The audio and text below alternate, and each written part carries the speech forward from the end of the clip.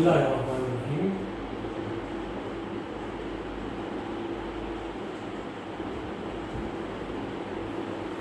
عزیز طلبہ و طالبات، ہم لوگ کہانی کے اجزاء ترکیبی دیکھ رہے تھے۔ ہم نے کہانی کے اجزاء میں سے کہانی نویسی اس پرچے میں کہانی کے اجزاء ترکیبی دیکھ رہے تھے، جس میں ہم نے کیا کہتے ہیں موضوع، نقطۂ آغاز، پلاٹ، اسلوب، کردار، فضا، ماحول اور مکالمات دیکھنا تھا۔ تو اب جو چیزیں اس میں سے رہ گئی اس کے اوپر ہم گفتگو کریں گے۔ ایک فضا، ماحول، نمبر 1 مکالمہ، نمبر 2 فضا ماحول، نمبر 3 وحدت تعصب۔ یہ 3 جو اجزاء ترکیبی ہمارے پاس بیان ہوئی ہے، یا کسی ایک فن پارے کو یا کسی ایک کہانی کی تکمیل کے لیے کن کن مرحلوں سے گزرنا پڑتا ہے، کن کن اجزاء کو بروئے لاتے ہوئے ایک کہانی کی تکمیل ہوتی ہے، اس کی طرف ہم جا رہے تھے۔ تو جو آخر میں 3 چیزیں رہ گئی، ایک ہے مکالمہ۔ دیکھیے اس سے پہلے ہم نے کردار پر ڈسکس کی اور کردار سے وابستہ تمام عوامل کو ہم نے موضوع بحث بنایا۔ دیکھیے مکالمہ اور کردار، یہ دونوں جز کہانی کو متحرک رکھتے ہیں۔ اگر مکالمہ نہ ہو تو کہانی ٹھہر جائے، اور کردار اپنے اعمال اور افعال سے کہانی میں پیش نہ ہو تو بھی کہانی ٹھہر جائے۔ اس لیے کردار کی زبان سے ادا ہونے والے مکالمے، کردار کی زبان سے ادا ہونے والی وہ بات جو کردار حسب موقع اور حسب ماحول ادا کرتا ہے، وہ کہانی کو آگے بڑھانے میں، کہانی کو متحرک رکھنے میں فعال ہوتی ہے۔ اگر کہانی کے اندر سے مکالمہ ختم کر دیا جائے تو کہانی یکسر ٹھہر جائے۔ یہ ہو سکتا ہے کہ کہانی کا کوئی کردار مکہ ہو، لیکن یہ ممکن نہیں کہ سارے مکے ہو سکتا ہے کہانی کا مرکزی کردار گونگا ہو، لیکن یہ ممکن نہیں کہ سارے کردار گونگے ہوں، بلکہ مکالمہ وہ واحد سبیل ہے، راستہ ہے جس سے کہانی آگے بڑھتی ہے۔ اس لیے کہانی کی بنیاد جہاں موضوع اور کردار ہے، وہیں پر کہانی کو متحرک رکھنے کے لیے مکالمے بے انتہا ضروری ہے۔ بغیر مکالمے کے کوئی کہانی، کوئی فن پارہ مکمل نہیں ہو سکتا۔ جہاں کردار کا تذکرہ ہو وہاں مکالمے آئیں گے۔ اب فرق یہ ہے کہ مکالمہ ادا کس طریقے سے ہوگا، مکالمہ ہوتا کیا ہے۔ اگر اس طرف ہم گفتگو کریں تو مکالمہ کہتے ہیں کہانی کے اندر موجود کرداروں کی زبانوں سے ادا کیے گئے جملے جو کہ کہانی کو آگے بڑھانے میں معاون ثابت ہوتے ہیں، وہ مکالمے کہلاتے ہیں۔ اب یہ ادا کیسے ہوں؟ اب مکالمے کے ادا ہونے کے کچھ بنیادی ضوابط ہیں۔ حلف مرتبہ مکالمہ ادا ہو، بڑا شخص ہو تو بڑا آدمی ہو، گھر کا پیرنٹ سرپرست ہو، کہانی میں کوئی ایسا کردار ہو جو کہانی کے کردار میں ہیرو کے والدین کا رول ادا کر رہا ہو، یا کوئی بڑے آدمی کا رول ادا کر رہا ہو، تو اس کے مکالمے اس کے حسب حیثیت ادا ہونے چاہیے۔ ہیرو سے جو مکالمے ادا کیے جا رہے ہیں، ہیرو کا کریکٹر، ہیرو کا کردار جو پلے ہو رہا ہو، جو کھیلا جا رہا ہو، جو دکھایا جا رہا ہو، تو اس بات پر منحصر ہے کہ ہیرو کس ماحول میں ہے، کہانی کس مزاج کی پیش کی جا رہی ہو، اور ہیرو جس ماحول اور جس سینریو کے اندر کہانی کو پلے کر رہا ہو، جس سے کہانی وابستہ ہو رہی ہو، اس کے حسب موقع ہیرو کے زبان سے یا دیگر کرداروں کے زبان سے مکالمے ادا ہونے چاہیے۔ ایسا نہ ہو کہ باپ کا جملہ بیٹا کہہ رہا ہو، بیٹے کا جملہ باپ کہہ رہا ہو، ہیرو پڑھا لکھا ہو تو جاہلانہ بات کر رہا ہو، جاہل آدمی پڑھی لکھی فاضلانہ بات کر رہا ہو، یا پھر امیر غریب کی سیٹ پر آ کر غریب سیٹ امیر کے، یا پھر دیہاتی، اور یہ جو فرق ہے، ہم یہ جانتے ہیں کہ لہجے مکالمے کو خوبصورت بناتے ہیں.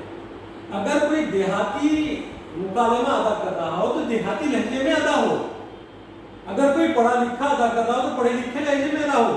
کوئی عمر رسیدہ ادا کر رہا ہو تو عمر رسیدہ شخص کے مقام اور مرتبے کے مطابق مکالمہ ہو. اگر کوئی بچہ ادا کر رہا ہو تو اس بچے کے مقام اور مرتبے اور اس کی عمر کا لحاظ کرتے ہوئے مکالمہ ہو. اور کس ماحول میں کر رہا ہو اس ماحول کی مطابقت سے مکالمہ ہو.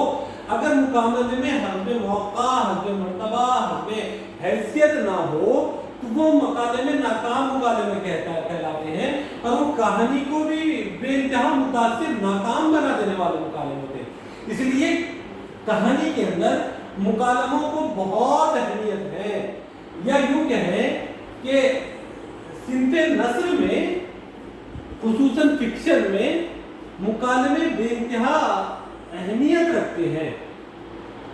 بغیر مکالمے کے کوئی کہانی مکمل ہو ہی نہیں سکتی، بلکہ متحرک ہی نہیں ہو سکتی ہے. اس لیے کہانی لکھنے کے لیے مکالمہ بے انتہا اہم ہے. اگلا ہے فضا و ماحول. فضا و ماحول یعنی کہانی کس ماحول میں لکھی جا رہی ہو، وہاں کے سماجی، سیاسی، معاشرتی، مذہبی عوامل کیا ہیں. کہانی کا مرکزی موضوع جن عوامل کے پیش نظر تعین کیا گیا، کیا اس ماحول میں وہ کہانی فٹ بیٹھتی ہے. اس لیے جو کردار جس ماحول کا ہو، کہانی جس ماحول میں لکھی جا رہی ہو، یا مکالمے جس ماحول میں ادا کیے جا رہے ہو، ان ساری چیزوں پر ماحول بنیادی چیزیں اثر انداز ہونے والی. اس لیے کہانی کی فضا اور ماحول حسب موضوع ہونا ہی چاہیے. موضوع کسی شہری زندگی کے حالات کو بیان کر رہا ہو اور کہانی کسی جنگل اور بیابان اور ریگستانوں میں بیان ہو رہی ہو تو یہ قطعی مناسب نہیں، بلکہ کہانی کی ناکامی کا سبب بنے گا. جس ماحول کی کہانی ہو وہ ماحول کہانی کے اندر تیار ہونا چاہیے. اس لیے کہانی نویسی کے اندر ماحول کے بیانیہ میں منظر کشی کے اندر بھی بہت اہم رول ادا ہوتا ہے. اخیر حصہ جو کہانی کے فن سے مطابقت رکھتا ہو، کہانی کے فن منصر اور رجاء ترکیبی کا آخری حصہ ہے، وہ وحدت تاثر ہے. وحدت تاثر کسی بھی کہانی کو کہانی بنانے میں روح کا کام کرتا ہے. جیسے کسی ماحول سے کہانی کا انتخاب ہوا اور وہ کہانی کا موضوع کہانی نویس کے ذہن میں نقش ہو گیا، اور کہانی نویس نے اپنے ذہن اور فکر کے اندر اس کے نقطۂ آغاز کی کہاں سے آغاز کرنا ہے اس کا بھی تعین کر لیا، اور اس کہانی میں کس طریقے سے کون کون سے نشیب و فراز آئیں گے، اس کا پلاٹ کس طریقے سے ہوگا، کہانی نویس نے طے کر لیا.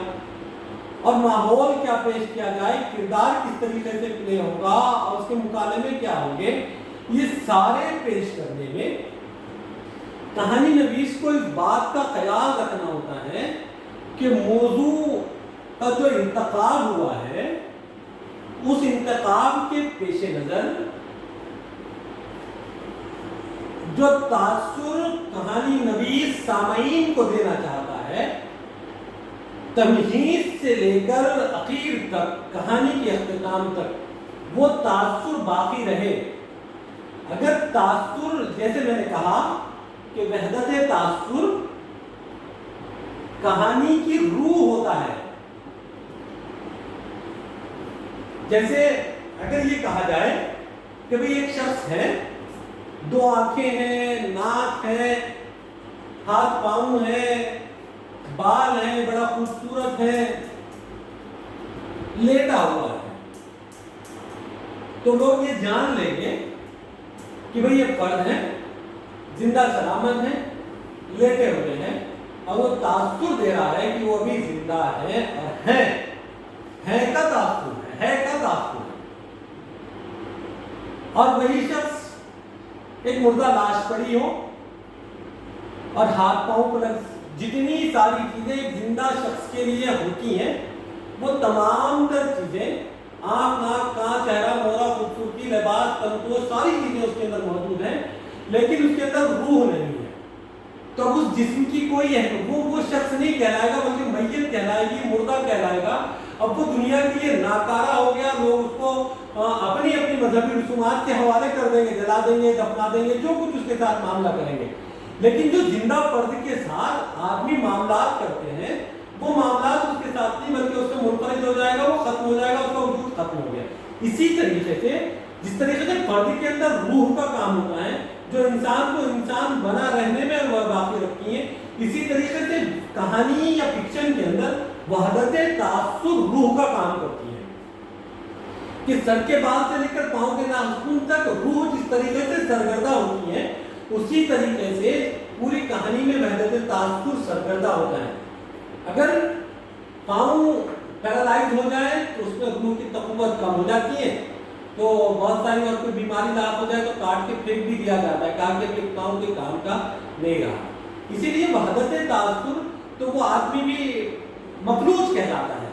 اسی طریقے سے کہانی کے جو اجزاء ہیں، اس کی جو کردار جو لوازمات ہیں، لوازمات میں وحدت تاثر کم و بیش ہوتے رہے تو وہ بھی مفلوج کہلائے گا اور مکمل کہانی یا مکمل فرد نہیں کہلائے گا۔ اس لیے وحدت تاثر کہانی میں روح کا کام کرتی ہے۔ جو تاثر سامع پہ، جو تاثر قاری پہ، جو تاثر مبصر پہ، جو تاثر ناظر پہ کہانی نویس، کہانی گو پیش کرنا چاہتا ہو، وہ لفظ اول سے لے کر کہانی کے اختتام تک، کہانی کے شروع سے کہانی کے اختتام تک بندہ رہے، کہانی میں دلچسپی باقی رہے تو سامعین بھی جڑے رہے، اسے زندہ بھی کہیں، کامیاب کہانی بھی کہی جائے گی۔ اگر وحدت تاثر ختم ہو جائے تو کہانی ختم ہو جاتی ہے۔